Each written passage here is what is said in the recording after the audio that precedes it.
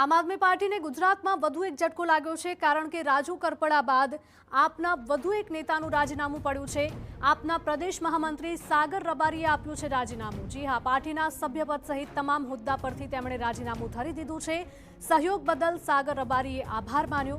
વ્યક્તિગત સંબંધો અકબંધ રાખવાની વાત કરી હતી, તો તેમણે સોશિયલ મીડિયામાં પોસ્ટ મૂકીને આ જાણકારી આપી છે। સાગર રબારીના રાજીનામા મુદ્દે આપ નેતા મનોજ સોરઠિયાનું નિવેદન સામે આવ્યું છે। સાગર રબારી કોઈ રાજકીય માણસ નહોતા। રાજકીય કારણોસર સાગર રબારીએ રાજીનામું નથી આપ્યું। સાગર રબારી અન્ય કોઈ રાજકીય પક્ષમાં પણ નહીં જોડાય। પાર્ટીને જ્યારે જરૂર હશે ત્યારે ઊભા રહેવાની વાત કરી છે। આમ આદમી પાર્ટીમાં કોઈ આંતરિક ડખો નથી થયો। આ સાથે જ ભાજપ હાર ભાડી ગયું હોવાથી ખોટી વાતો ફેલાવે છે તેવા પણ આક્ષેપ કર્યા હતા।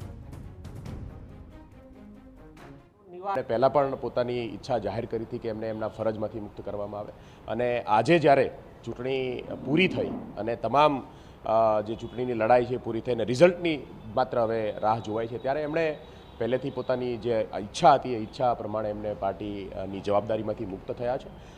સાગરભાઈ પોલિટિકલ માણસ નથી। સાગરભાઈ પોલિટિક્સની અંદર માત્ર ગુજરાતમાં કંઈક બદલાવ આવે એના માટે આવ્યા હતા, અને એના માટે એમણે ખૂબ નિષ્ઠાથી ગુજરાતની અંદર આમ આદમી પાર્ટીના વિકલ્પને મોટો કરવાની અંદર એમને ફાળો એમનો આપ્યો છે। એટલે મને નથી લાગતું કે રાજનીતિક રીતે એ કોઈ ડિસિઝન લે, પણ